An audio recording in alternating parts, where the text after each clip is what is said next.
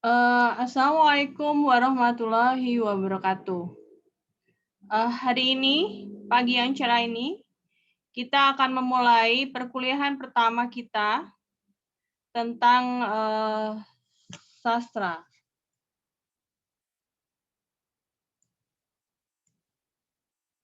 Kita mulai lagi karena tadi speakernya dimatikan, jadi saya berusaha untuk mengulangi lagi ya. Assalamualaikum warahmatullahi wabarakatuh. Bahwa perkuliahan kita hari ini adalah tentang hakikat sastra, gitu ya.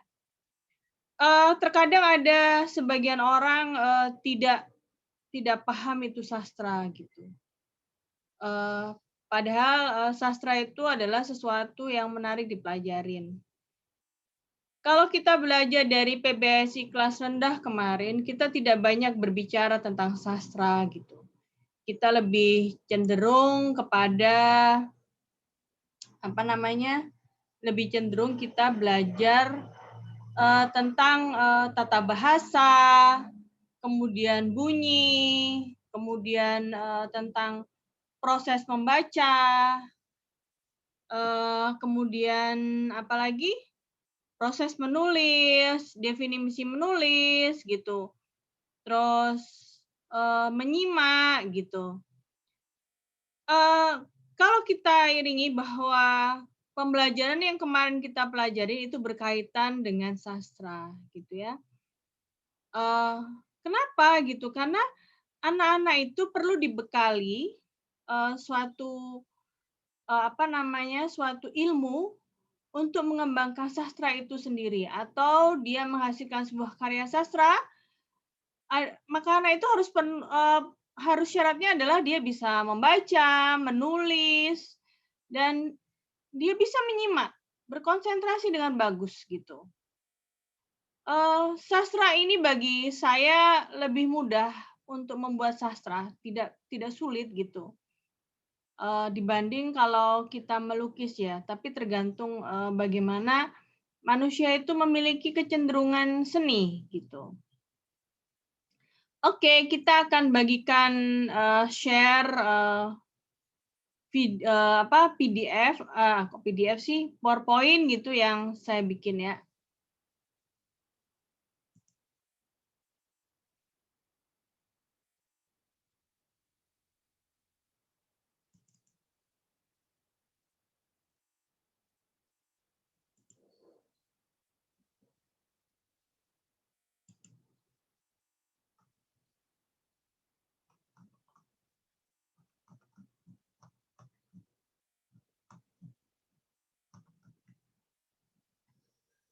Kita berbicara pada materi ini adalah hakikat sastra gitu ya. Apa sih sebenarnya sastra itu gitu dan kenapa mesti harus dipelajari sebagai seorang guru gitu ya. Ilmu sastra merupakan fungsi untuk menjelaskan apa itu sastra, fungsi sastra, hubungan antar teks dengan pengarang, pembaca, bahasa, masyarakat, dan sejarah. Saya akan menjelaskan tentang apa itu sastra. Sastra itu adalah seni berbahasa, gitu. Bagaimana kita mengolah, menyusun sebuah suatu kata-kata yang enak dibaca dan enak didengar oleh audiens yang melihat atau dia menikmati karya kita, gitu. Jadi ada misalnya seni lukis, kemudian seni keterampilan, tapi ini ada seni menulis gitu ya, gitu. Seni berbahasa itulah yang namanya sastra. Sastra itu terbagi atas dua, lisan dan tulis, diucapkan dan ditulis. Sehingga cara menikmatinya adalah yaitu tadi, didengar dan dibaca. Gitu ya. Kalau yang sastra lisan itu lebih cenderung misalnya kita menonton wayang kulit, kemudian mendongeng gitu, sehingga kita hanya cukup mendengar gitu. Tapi dia punya sebuah konsep.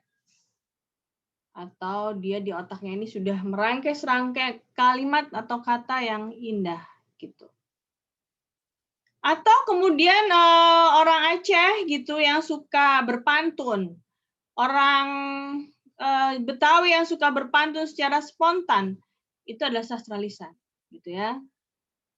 Jadi saya terangkan lagi, sastra itu adalah seni. Seni apa? Seni berbahasa ya. Oke, kita akan lanjutkan lagi berikutnya.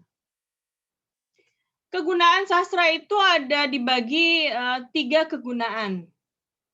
Bagi guru atau pendidik, bagi pengarang sastra itu sendiri, pelaku sastra itu sendiri, dan kemudian bagi kritikus sastra. Ada kritikus sastra. Jadi kalau Anda sudah bergerak atau Anda mengklaim diri Anda sebagai seorang sastrawan, maka Anda harus siap untuk dikritik. Tapi dalam mengkritik sastra itu berbeda dengan memaki, kemudian menjelek-jelekan, itu namanya unmoral. Jadi di luar dari kritik sastra. Ada syarat-syarat yang kita akan terangkan hari ini tentang bagaimana kita mengkritik sastra. Gitu ya. Oke, kembali lagi. Kegunaan ilmu sastra bagi pendidikan adalah untuk mentransfer pengetahuan. Pengetahuan apa? Pengetahuan berbahasa yang disusun secara indah kepada murid yang memberikan wawasan baru. Jadi seni berbahasa. Dan ini bisa menjadikan atau bermanfaat untuk melestarikan karya sastra di Indonesia. Dan kemudian selain itu, apabila kita mengenalkan sastra kepada siswa-siswi kita, maka kelanggengan sastra itu akan berlangsung terus-menerus. Mudah kok, bukan hal yang sulit gitu kita mengajari sastra kepada siswa-siswi kita gitu. Kemudian cara mengkritisi kemudian tadi apa ya? Oh ya nih, bagi pendidik, kemudian bagi pelaku sastra. Bagi pelaku sastra, sastra itu digunakan sebagai pengembangan dia, aktualisasi dia sebagai seorang pelaku sastra. Jadi istilahnya dia akan menciptakan banyak karya sastra yang kualitasnya lebih baik gitu. Dan bisa diterima oleh masyarakat luas serta dinikmati oleh masyarakat luas tanpa penolakan. Itulah kegunaan ilmu sastra bagi pelaku sastra itu sendiri. Bagaimana dengan kritisi sastra? Seorang kritikus sastra harus memiliki teori-teori yang harus dikuasai tentang sastra. Baik itu cara penulisan sastra, kemudian sejarah sastra, mazhab sastra, gitu. Dan langkah-langkah, step-step penulisan sastra itu harus dikuasai oleh kritikus sastra. Tapi bagi guru itu tidak terlalu penting gitu karena kita bukan menghasilkan seorang kritikus. Gitu. Kita hanya memberikan pengetahuan, transfer pengetahuan untuk siswa-siswi kita menghargai karya sastra orang lain.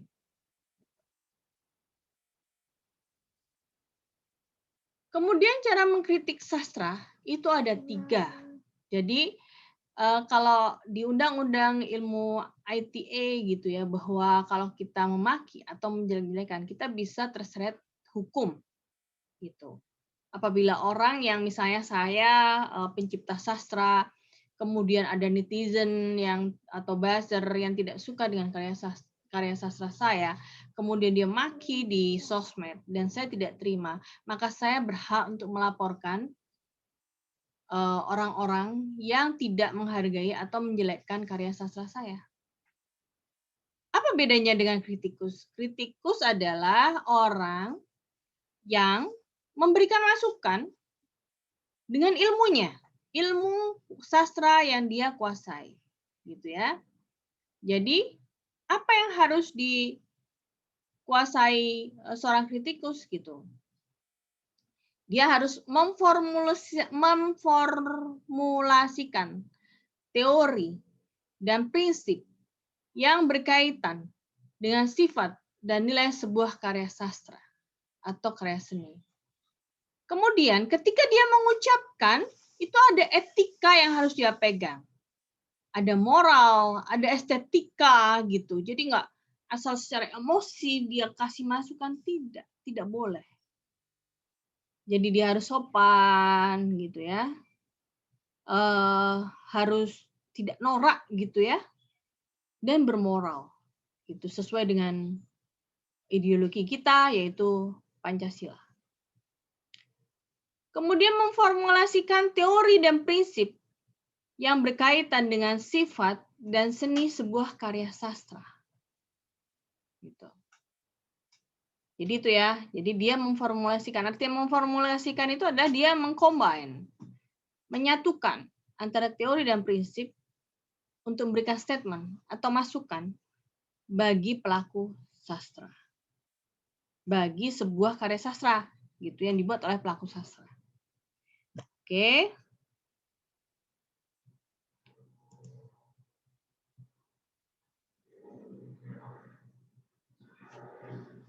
Pengertian sastra tadi sudah saya terangkan bahwa pengertian sastra adalah seni berbahasa yang menghasilkan karya kreatif yang berkaitan dengan manusia dan kehidupannya, di mana bahasa sebagai alat untuk menghasilkan seni berbahasa. Jadi seni ya, gitu.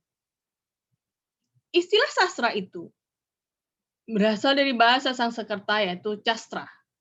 Sas yang berarti mengarahkan, mengajarkan, dan memberi petunjuk, sedangkan tra digunakan menunjukkan alat atau sarana. Jadi, istilah sastra adalah alat atau sarana untuk mengajarkan sebuah petunjuk yang diungkapkan oleh pelakunya dalam berbentuk pesan bahasa yang ditata dengan indah, penuh dengan estetika seni. Seni apa? Berbahasa. Jadi dia ini sebagai alat yang menghibur, gitu, karena namanya juga seni, gitu ya. Jadi itu ya, oke. Objek sastra. Objek sastra, jadi untuk menghasilkan sebuah karya sastra, itu bisa dimulai dari alam sekitarnya di dunia ini, gitu.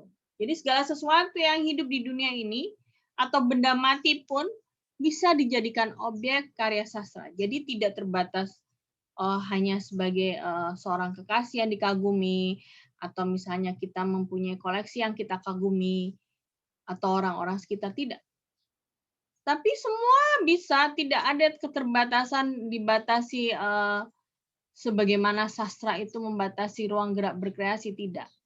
Hanya syaratnya adalah kita harus memperhatikan moral, etika, dan tata krama di suatu daerah atau suatu negara. Jangan sampai Anda dipenjara hanya karena Anda mengkritik seorang penguasa. Gitu. Atau Anda menyindir agama tertentu. Itu tidak boleh, rasis. Itu jadi harus bermoral, beretika, dan mengandung estetika atau nilai seni berbahasa. Ciri-ciri sastra menurut Jan Ravensbrück yaitu karya itu satu, karya itu harus original, gitu ya, bukan imitasi, tapi original bikinan Anda, gitu. Anda nggak boleh menjiplak. Dimanapun karya itu tidak boleh menjiplak, kecuali kalau Anda mendapatkan izin dari empunya atau pemilik karya sastra itu. Misalnya Khalil Gibran. Khalil Gibran itu membebaskan orang untuk mencuplik.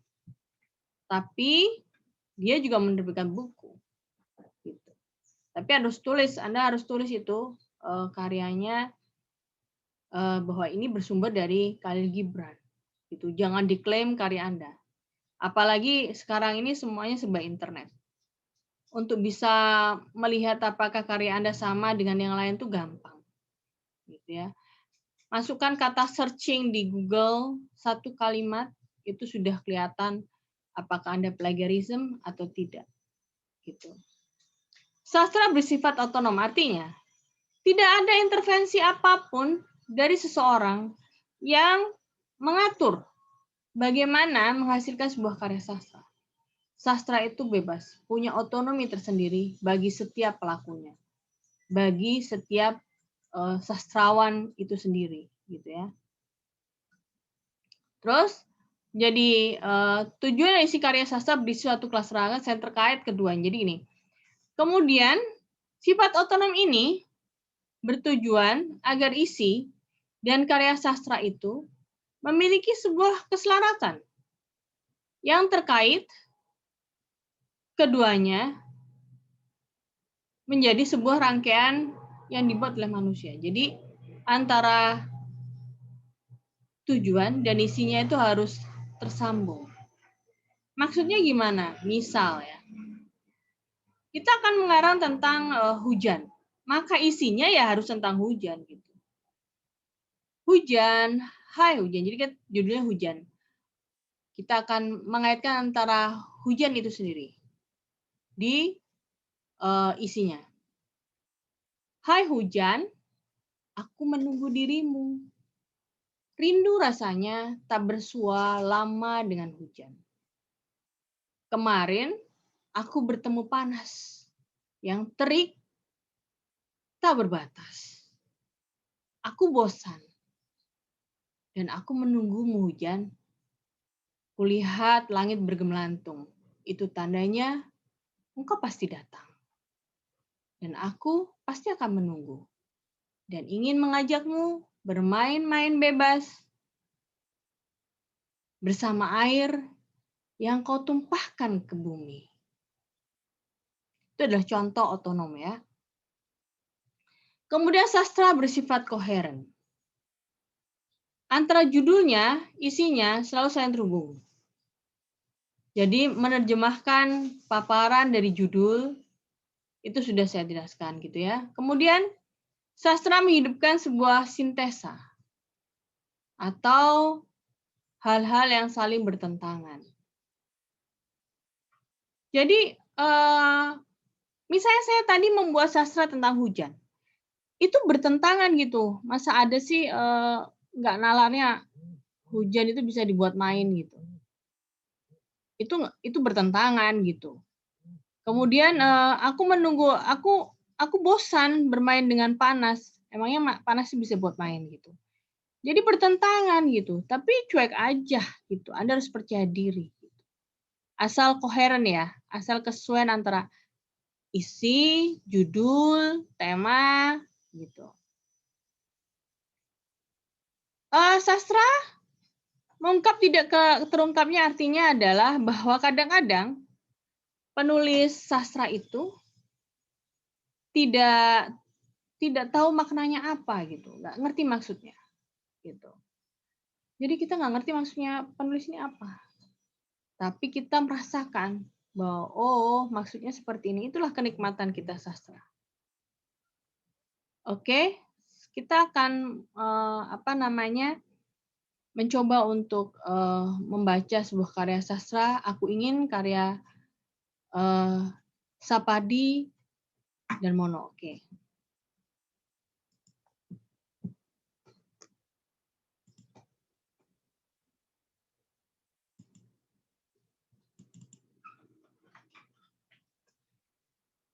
Ini kita nggak ngerti maksudnya ya tentang Sapardi ini nulis gimana.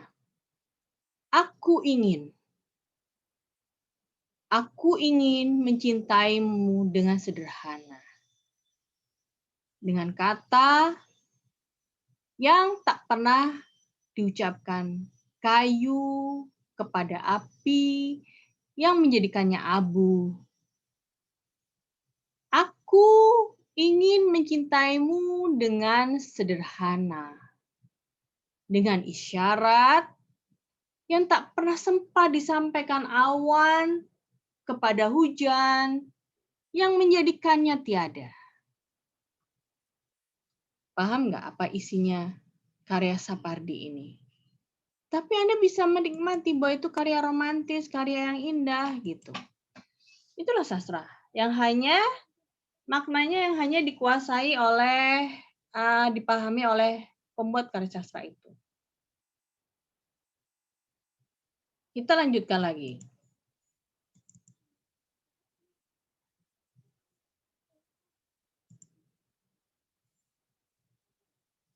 Fokus penciptaan karya sastra. Jadi kalau Anda menciptakan sebuah karya sastra, itu fokusnya sifatnya ada yang religius, sosial, atau personal. Sosial itu berarti dia misalnya dia membuat sebuah karya sastra yang menangkap sebuah objek orang-orang miskin atau yang sekarang resesi, banyak pengangguran, maka dia mengungkapkannya, mengkritik pemerintah secara halus tentang kemiskinan. Kalau personal, itu misalnya puisi tentang ibu. Gitu loh. Jadi personal antara hubungan anak dengan ibu. Atau hubungan kita dengan kekasih kita. Gitu. Kalau religius tidak perlu dibahas lagi, ini hubungan kita dengan Tuhan. Gitu ya. Perbedaan yang dengan karya sastra lain. Jadi apa perbedaan antara seni sastra dengan seni yang lain? Karya sastra itu bersifat hayal, memiliki nilai seni dan memiliki bahasa yang khas. Menggambar kan tidak memiliki hanya gambar saja, gitu. Fokusnya. Tapi kalau karya sastra adalah bagaimana kita meramu bahasa itu menjadi sebuah karya seni yang indah, memiliki estetika yang bisa dinikmati oleh banyak orang.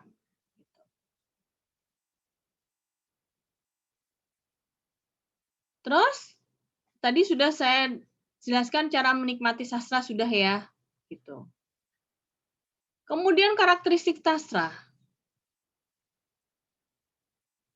Karakteristik sastra, jadi ciri-ciri sastra itu bersifat hayal, memiliki nilai seni, adanya bahasa yang khas, memiliki nilai test of time. Apa itu nilai test of time? Misal, Anda punya blogger, atau Anda memiliki sebuah Instagram, atau cuitan di Twitter. Anda menuliskan karya Anda itu tentang ungkapan hati secara personal terhadap seorang. Tidak serta-merta audiens itu bisa menerima karya sastra Anda, tapi need the time, butuh waktu untuk audiens mencerna. Jadi tidak seperti karya seni menggambar yang orang melihat langsung jatuh hati, enggak lah, berbeda. Misalnya Andre Hirata yang menulis sebuah novel gitu, apa sih yang terkenal itu? Laskar Pelangi. Itu tidak serta-merta misalnya diterbitkan saat ini kemudian ada penikmatnya, tidak. Gitu. Beda dengan lagu ya. Orang menulis lagu, musik kemudian dinikmati gitu. Kalau di sini lagu bukan karya sastra, tapi isi dari lagu itu liriknya adalah karya sastra. Tapi kalau sudah bercampur dengan musik, itu adalah seni berbeda. Kemudian bisa jadi seorang penulis sastra memiliki mazhab tertentu dalam karya sastra. Mazhabnya bisa misalnya mazhab sastra pantun itu berbeda dengan mazhab Eropa punya di zaman Renaissance. Tapi kalau bagi kita boleh bebas, nggak terikat mazhab juga tidak apa-apa.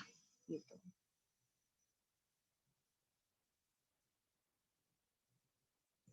Jadi oke, sampai di sini dulu penjelasan saya tentang seni sastra. Saya akhiri hakikat seni sastra.